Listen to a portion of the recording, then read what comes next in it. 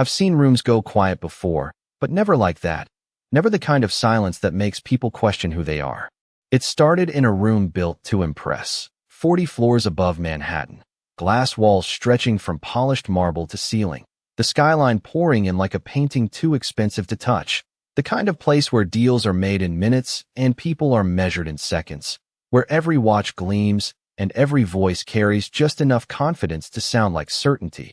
And in the middle of it all stood Ethan Cole, a man who never repeated himself, a billionaire CEO who built his name on decisions that never wavered, his suit cut perfectly, his posture effortless, his presence enough to shift conversations without a word. And across from him, out of place in every visible way, stood Marcus Reed, his jacket worn at the edges, his shoes clean but tired, one hand holding a small backpack, the other gently wrapped around his daughter's fingers, a little girl no older than 8, her braids neat, her eyes wide, not with fear, but with attention, the kind children have when they know something important is happening even if they don't fully understand it yet. And maybe that's what made it uncomfortable. Not Marcus, not his clothes, not even the fact that he didn't belong in that room by anyone's standards, but the way he stood there without shrinking, without apologizing, without trying to become smaller to fit a space that clearly wasn't designed for him. And when Ethan finally spoke, it wasn't loud. It didn't need to be. His voice carried the kind of authority people lean toward without realizing it. And he asked a question that sounded simple enough to pass as casual, but sharp enough to cut through the room. The kind of question that draws a line without raising a voice. Do you really think you belong here? And there it was, the shift, subtle but immediate. A few smirks, a few glances, the quiet alignment of a room that had already chosen its side. And for a second, nothing happened. Marcus didn't answer, didn't move, didn't even blink right away. He just stood there, his daughter's hand tightening slightly in his. And somehow that silence stretched. Longer than the question itself. Longer than anyone expected, long enough to make people shift their weight, long enough to make the air feel heavier.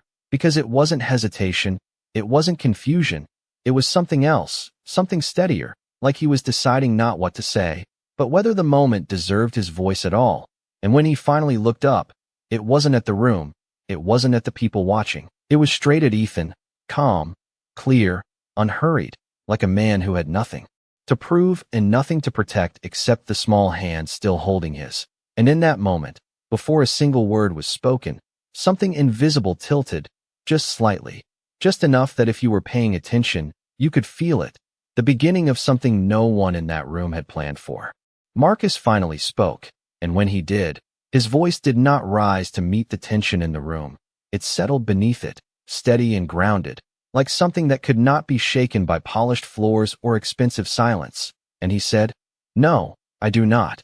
And for a brief second, a few people allowed themselves to relax, thinking the moment had resolved itself exactly as expected, that the man who did not belong had recognized it, accepted it, stepped into the role that had already been written for him. But Marcus did not look away, and he did not step back, and he did not loosen his grip on his daughter's hand. Instead, he continued, just as calmly, "But she does." And something in the room shifted again, not loud, not dramatic, just enough to interrupt the rhythm everyone had settled into. And now the attention turned, not because someone demanded it, but because it could not stay where it was. It moved toward the small figure beside him, the little girl who stood quietly, her eyes lifting, slightly as if she had been waiting for that moment without knowing she was waiting.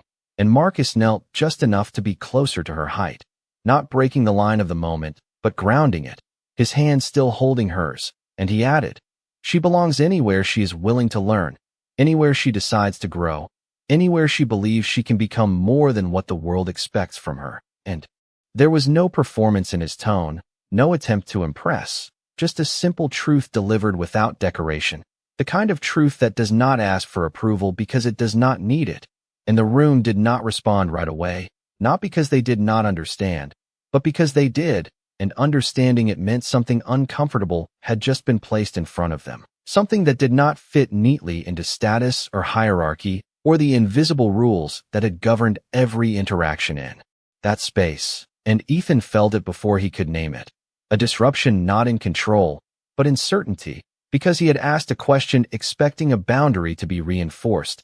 expecting the room to tighten around a shared belief, but instead, the boundary had dissolved in a way he did not anticipate, and now every eye that had once aligned with him carried a different weight, not challenging him, not openly disagreeing, but watching, waiting, measuring something new, and Ethan's posture remained unchanged, his expression still composed. But there was a delay now, a fraction of a second longer than usual before he moved, before he spoke, before he reclaimed the space that had always answered to him.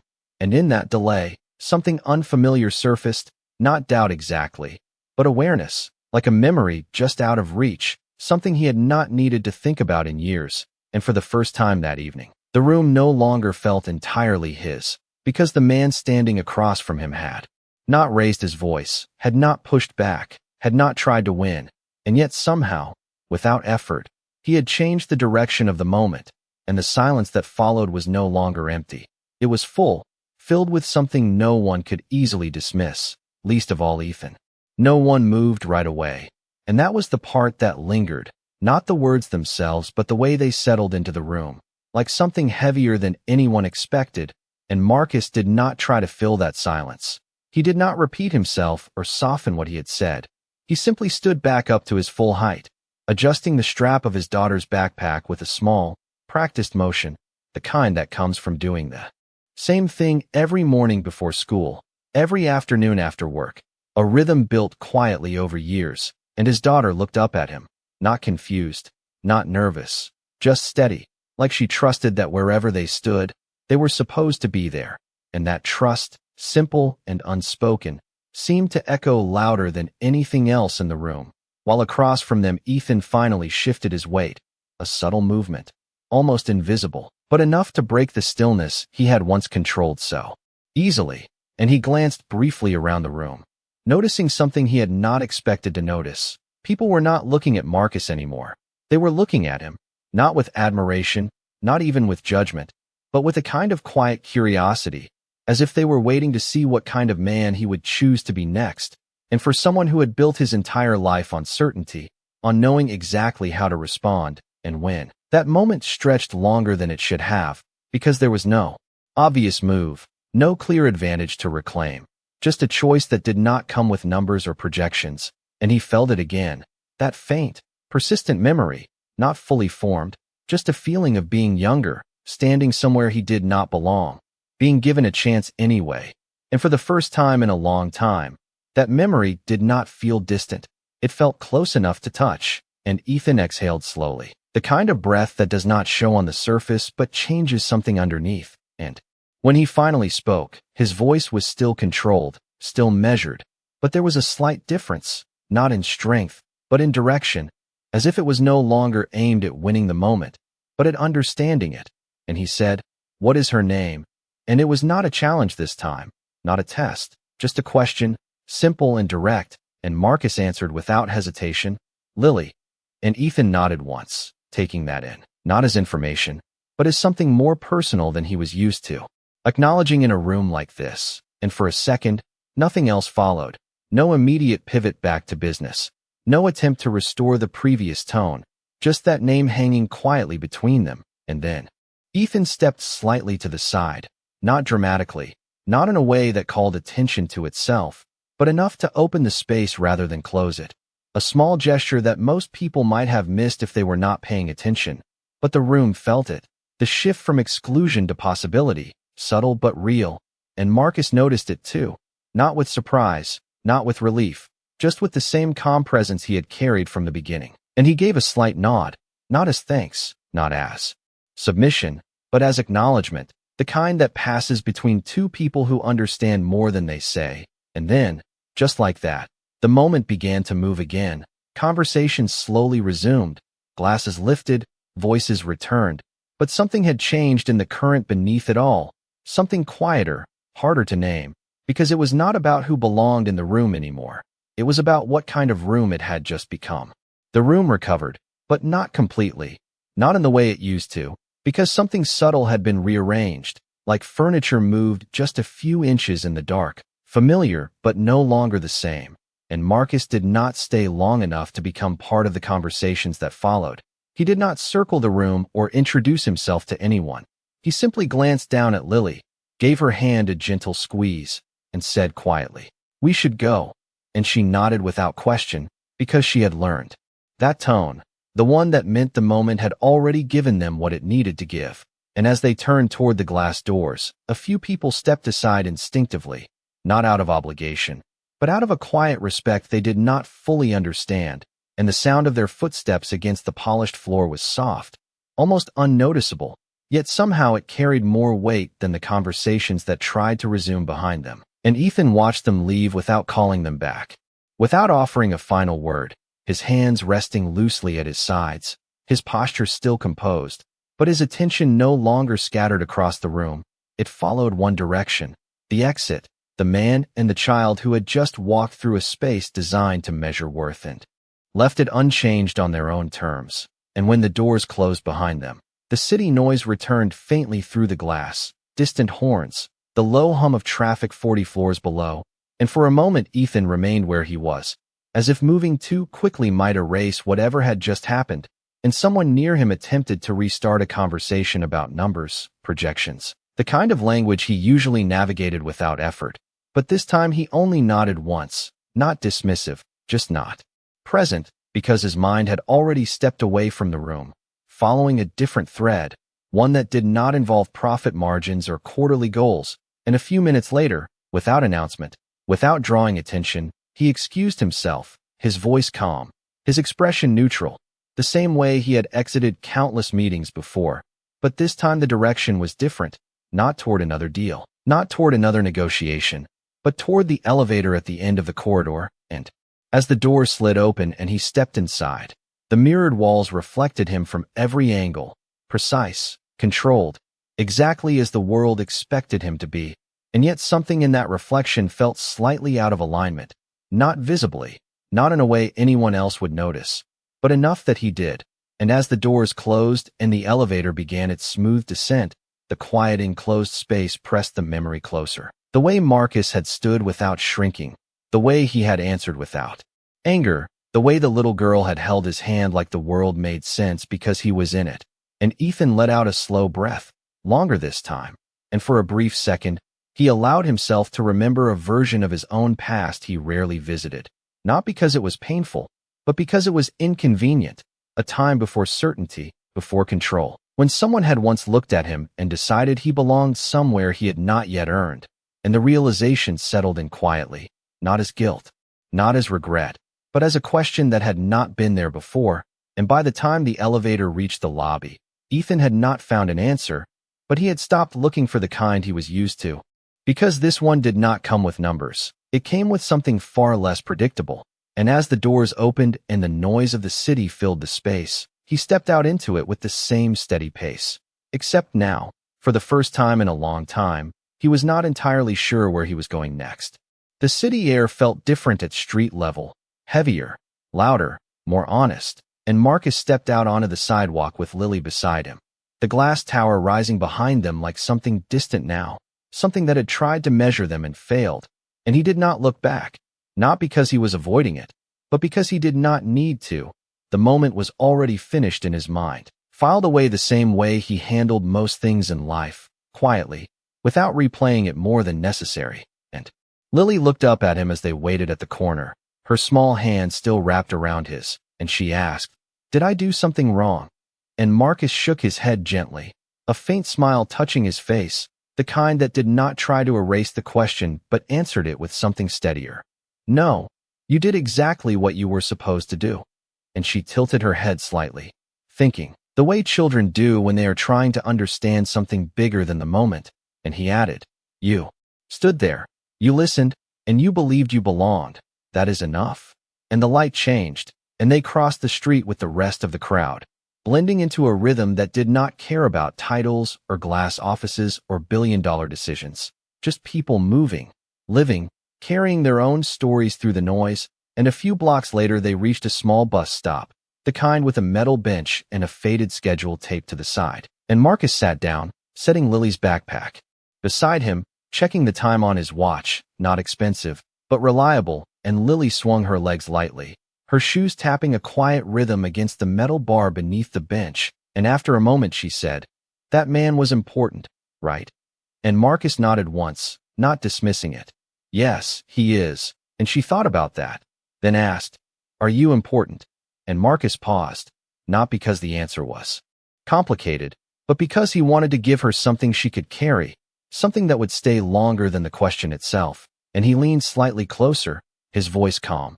I am important to you, and that is enough for me. And she smiled at that, small but certain, and leaned her head briefly against his arm.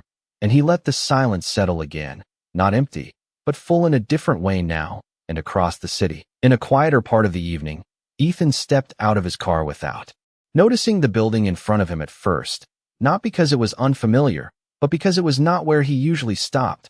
A modest neighborhood, clean but unremarkable, the kind of place that does not appear in reports or meetings. And he stood there for a moment, hands in his coat pockets, looking up at the building as if trying to remember why he had come.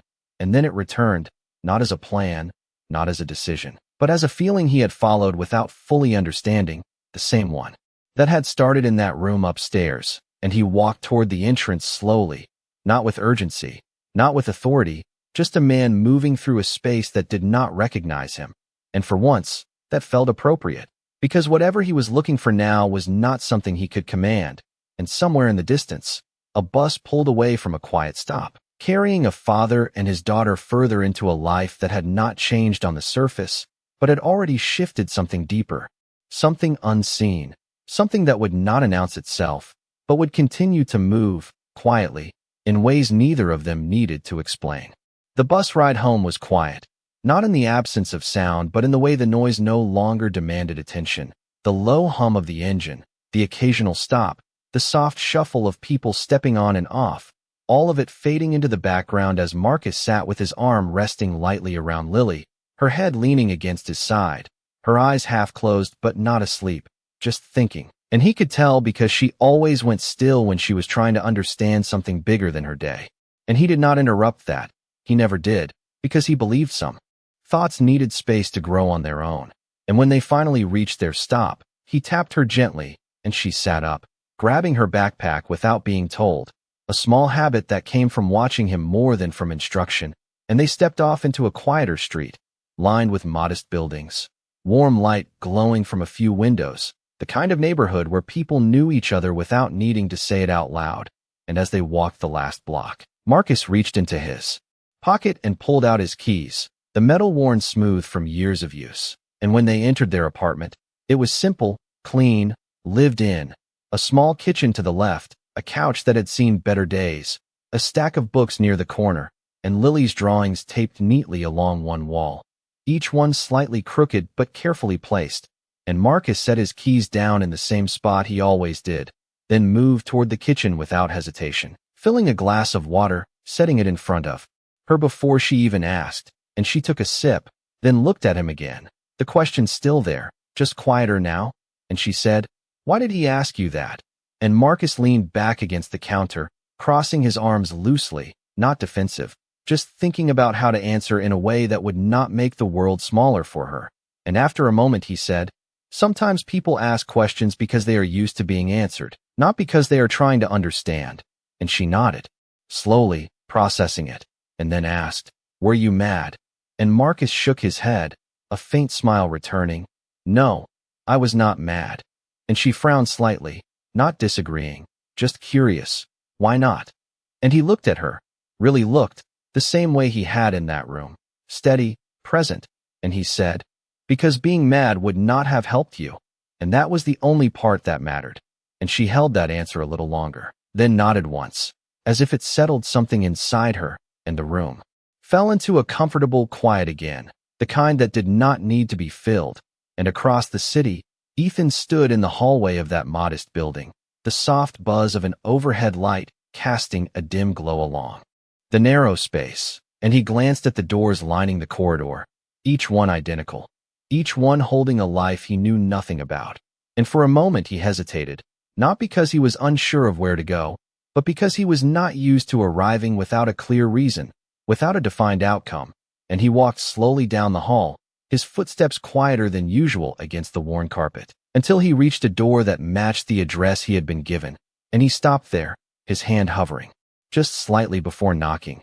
And in that pause, the memory returned again, clearer this time, not just a feeling, but a moment, a younger version of himself standing somewhere.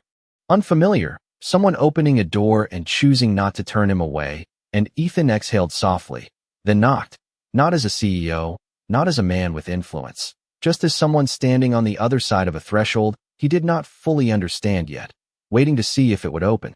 The knock was not loud, but in a hallway that quiet, it carried a soft, deliberate sound that did not demand attention but could not be ignored, and inside the apartment Marcus paused for just a moment, his hand resting on the edge of the kitchen counter as he glanced toward the door, not alarmed, not cautious, just aware, because at that hour, unexpected visitors usually meant something, needed attention, and Lily looked up too, her eyes shifting from her drawing on the table to him, waiting for his cue, and he gave her a small nod, the kind that said everything was fine without needing to explain it, and he walked toward the door with an easy, unhurried pace, the same way he approached most things, steady, present, without assumption, and when he opened it, the hallway light framed the figure standing there in a way that made the contrast unmistakable, the clean lines of a tailored coat, the posture of someone used to being recognized, but the expression was different now, quieter, less certain, and for a brief second, neither of them spoke, not because there was tension, but because the moment needed to settle into something new, something neither of them had rehearsed, and Marcus stepped slightly to the side, not inviting, not dismissing, just creating space for whatever this was going to be, and Ethan noticed that, the absence of formality, the absence of expectation, and he said, "I hope I am not interrupting." His voice measured, but softer than before, and Marcus shook his head once. "You are here now." A simple acknowledgement, not a question, not a challenge, and that seemed to be enough, because Ethan nodded and stepped inside, the door closing quietly behind him, and the apartment felt smaller than the spaces he was used to, but not in a way that suggested lack. It felt intentional, everything in its place, everything serving a purpose, and his eyes moved briefly across the room, the drawings on the wall, the worn couch, the small table where Lily now sat watching him with a kind of open curiosity that did not carry judgment, and Marcus gestured lightly toward a chair. "You can sit." And Ethan did, not out of habit, but because in this space, it felt more appropriate to follow than to lead. And for a moment, no one spoke, the quiet returning again.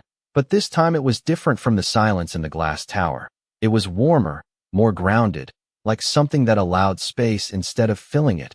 And Ethan finally looked at Marcus, not as a figure across a room, but as a man standing a few feet away, and he said, "I have been thinking about what you said." And Marcus did not respond right away. He simply listened, the same way he had listened earlier, without interruption, without anticipation, and Ethan continued, "About belonging." The word lingering slightly as if it carried more weight now than it had before, and Marcus nodded once, not agreeing, not disagreeing, just acknowledging that the word had meaning here, and Ethan glanced briefly toward Lily, then back at Marcus. "I realized something on the way here," and he paused, not searching for the right phrasing, but allowing the thought to fully form. "I have spent a long time deciding who belongs in certain rooms," and the admission was quiet, almost understated, but it carried something real beneath it, and Marcus leaned slightly against the wall, arms relaxed, his presence unchanged, steady as ever. And Ethan added, "I do not think I ever asked myself why." And the room held that statement without rushing to respond, without trying to resolve it, because for once, this was not a conversation about answers, it was about recognition, and in that small space, with no audience, no expectations, just three people sharing the same quiet moment, something continued to shift, not dramatically, not visibly, but enough that it could no longer be undone. The silence inside the apartment did not feel empty anymore.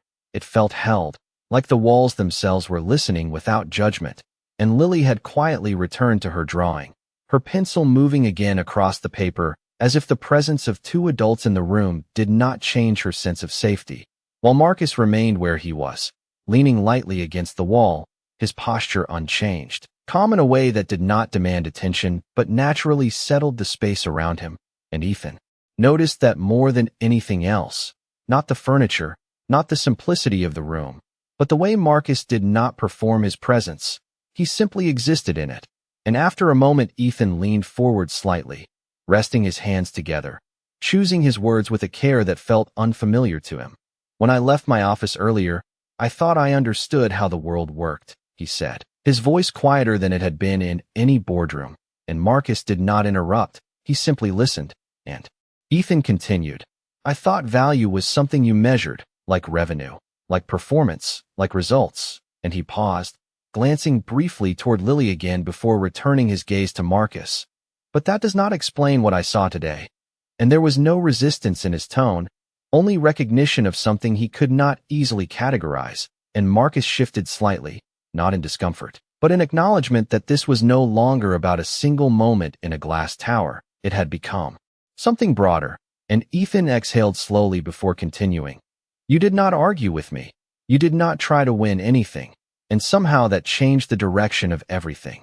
And he leaned back slightly as if trying to give the thought more room to exist. I do not know how to measure that. And Marcus finally spoke, his voice even, grounded. Maybe it is not something meant to be measured.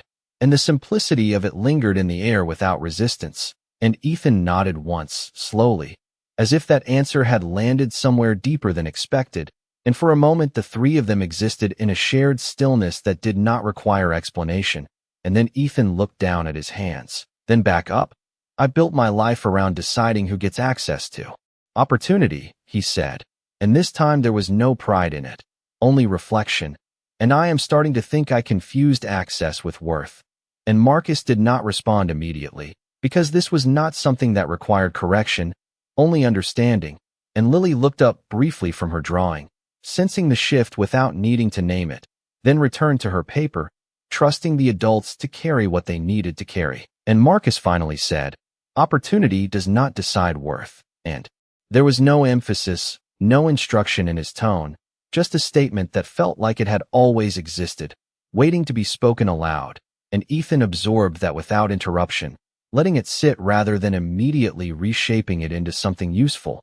And the room remained still again, but differently now, not because anything had been resolved, but because something had stopped resisting itself. And Ethan slowly straightened, not preparing to leave yet, not rushing to define the moment. And instead he simply said, I do not think I came here to explain myself. And he paused briefly, as if surprised by his own honesty. I think I came here to understand what I missed. And Marcus gave a small nod, not in agreement or disagreement, but in acknowledgement that understanding often began without certainty. And outside the window the city continued its steady rhythm, unchanged and unaware of the small recalibration happening inside a modest room, where nothing dramatic had occurred, yet everything in its meaning had begun to shift into something quieter, something that would not announce itself, but would remain. The apartment felt quieter after Ethan stopped speaking, not because sound had disappeared, but because meaning had settled, like dust finally resting after being disturbed. And no one rushed to fill that space. Not Marcus, not Lily, and not Ethan, who now sat with a stillness that was different from control. It was reflection, and Marcus eventually moved toward the small kitchen again, not to escape the moment, but to remain grounded within it. Once more at the small room, the drawings on the wall, the worn furniture, the quiet stability of it all. And he said, I used to think influence meant control. And he paused briefly, as if checking whether the thoughts still belonged to him. But today,